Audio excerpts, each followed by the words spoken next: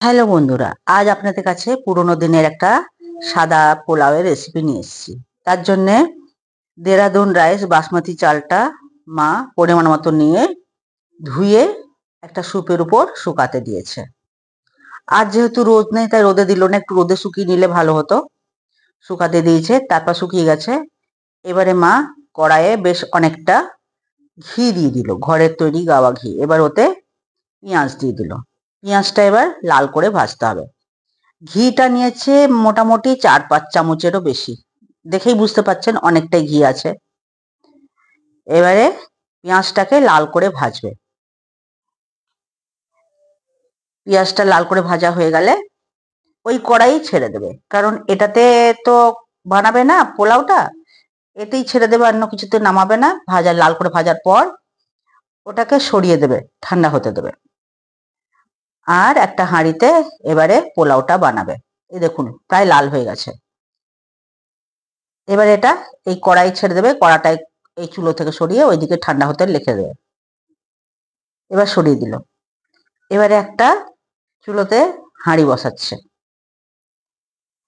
আর এটাতে আমি বলতে পারবো না কত, একটা ছোট টিফিন কৌটোর প্রায় 1 টিফিন কৌটো ঘি দিয়ে দেবে। ওদিকে পেঁয়াজটাকে এক সাইড করে সরিয়ে রাখছে, আর এবার এটাতে প্রায় 1 টিফিন কৌটো, একটু কম, 1 টিফিন কৌটো দিয়ে দিল ঘি। কতটা, 250 হতে পারে, 200 হতে পারে, ঘি দিয়ে দিল আন্দাজে। এবারে ঘিটা গরম হোক, গলে যাক।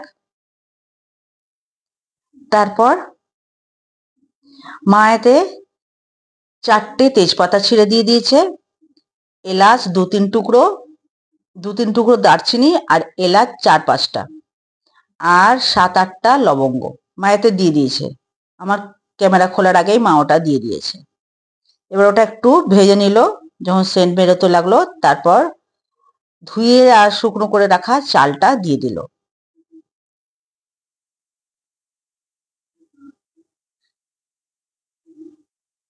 আর এবারে এটা ভাজবে, ততক্ষণ পর্যন্ত ভাজবে যতক্ষণ না চালগুলো একটু হালকা হালকা ফাটা ফাটা না হয়ে যায়। চালগুলো হালকা ফাটা ফাটা হয়ে গেলে তারপর এতে জল দেবে। গরম জল তৈরি করে রেখেছে, ঠান্ডা জল দেবে না। এবার মা ভালো করে এটা ভাজবে উল্টে পাল্টে ঘিয়েতে।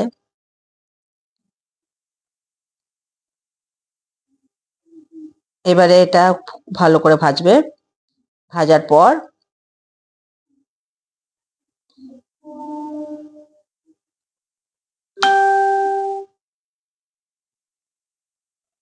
পর এটাতে দিয়ে দেবে জল, গরম জল, ঠান্ডা জল দিতে হবে না। মা তুলে তুলে দেখছে যে ভাজাটা ঠিক মতন হলো কিনা। যখন ফেটে ফেটে আসবে তারপর এটাকে জল দেবে, গরম জল।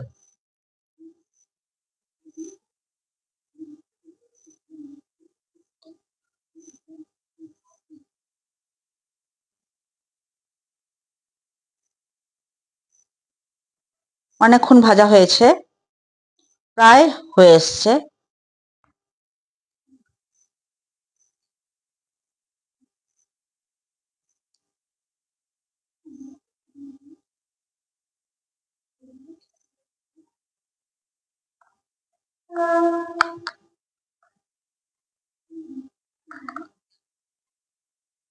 এই দেখুন মা দেখছে যে ভাজা হলো কিনা। যখন ফেটে ফেটে আসবে চালগুলো তখন গিয়ে এতে জল দেবে, তার আগে জল দিতে হবে না। অনেকক্ষণ ভেজেছে, প্রায় 10-15 মিনিট মা ভেজেছে। এবার হয়ে গেছে, এবার এতে জল দিয়ে দেবে। এটা যেহেতু নতুন চাল না অনেক পুরনো, সেজন্য জলটা একটু বেশি করে দেবে। পুরনো চাল হতে একটু দেরি হয়, তাই মা অনেকটাই জল দিল। এবার একটু ঘেঁটে দেবে, তারপরে এটা ঢেকে সেদ্ধ হতে দেবে। আর এটা খুবই ধিমে আঁচে করতে দেবে, আঁচটা লো করে দেবে। মা আর একটু জল দিল, মনে হলো যে আর একটু লাগবে, কারণ খুবই পুরনো, 1 বছরেরও বেশি পুরনো চাল।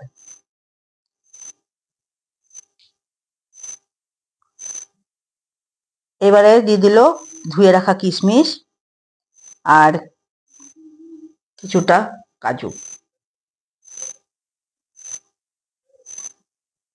কাজু আর কিশমিশ দিয়ে দিল। এবারে আর একবার ঘেটে দেবে। কাজু কিশমিশ দেওয়া হয়েছে, তারপর ঢেকে দেবে।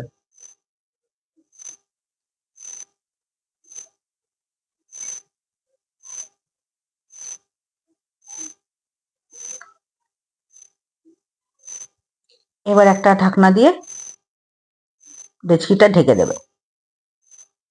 ধিমে আছে 15-20 মিনিট হবে। আর নুনটাও দিয়ে দিল, নুনটা দেয়নি, এবার নুনটাও দিয়ে দিল।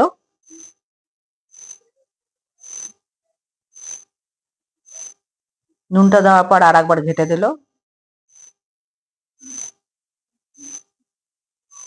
এবারে এটাকে ঢেকে দেবে।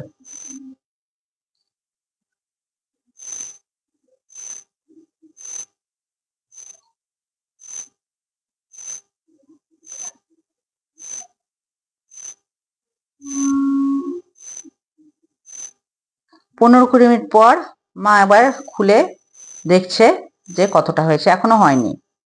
আর একবার মা ঢেকে দিল। ফের 5 মিনিট পর মা খুলেছে। তখন দুধেতে কিছুটা কেশর ভিজানো ছিল, সেটা দিয়ে দিল। এবার আরো কিছুক্ষণ দমে রাখবেন।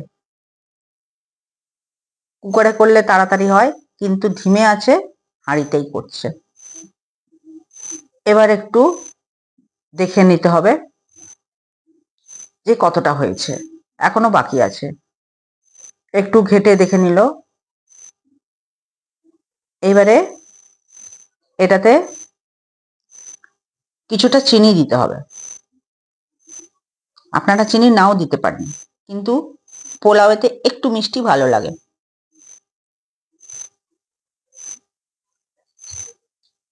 তাই জন্য এটাতে একটুখানি চিনি দিতে হবে।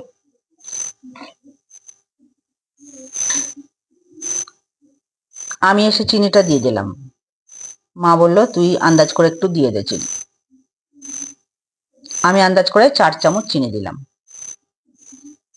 এবারে এটা মিলিয়ে দিয়ে ঢেকে দিতে হবে। আবার 5 মিনিটের জন্য সেদ্ধ করতে হবে। একটু মিলিয়ে দিলাম।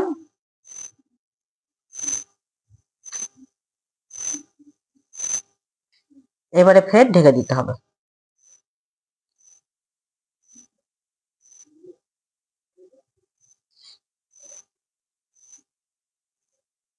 আরো 5 মিনিট পর খুলে দেখা হলো, না আর একটু হবে, এখনো শক্ত আছে। এবারে আর একটু চিনি দিলাম, কারণ নুনটা একটু বেশি লাগছিল, তাই জন্য আর একটুখানি 1 চামচ 1.5 চামচ মতন চিনি দিলাম। এবার আর একটু মিলিয়ে দেবো।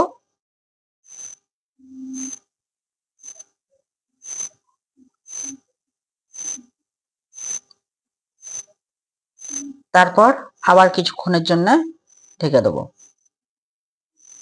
এইভাবে আপনারাও পোলাও করে খেয়ে দেখবেন, মাংস দিয়ে, বেগুন ভাজা দিয়ে, খুবই ভালো লাগে।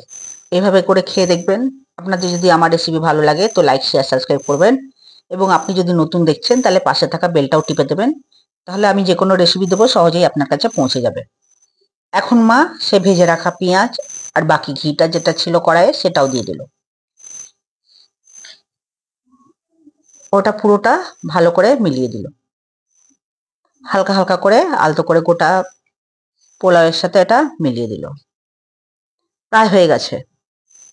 তাও 2-3 মিনিট আরো ঢেকে রাখবে।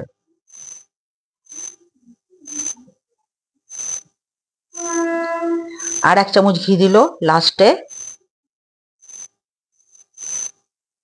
এবারে পোলাও তৈরি হয়ে গেছে। আপনারা এভাবে করে খেয়ে দেখবেন। আপনার যদি ভালো লাগে কমেন্ট করে জানাবেন। এবং আপনার যদি আমার রেসিপি ভালো লাগে তো লাইক, শেয়ার, সাবস্ক্রাইব নিশ্চয়ই করে করবেন। সাবস্ক্রাইব করতে আপনাদের কোনো পয়সা লাগে না, তাই সাবস্ক্রাইব করতে ভুলবেন না। এই দেখুন হয়ে গেছে। দেখুন পোলাওটা হয়ে গেছে।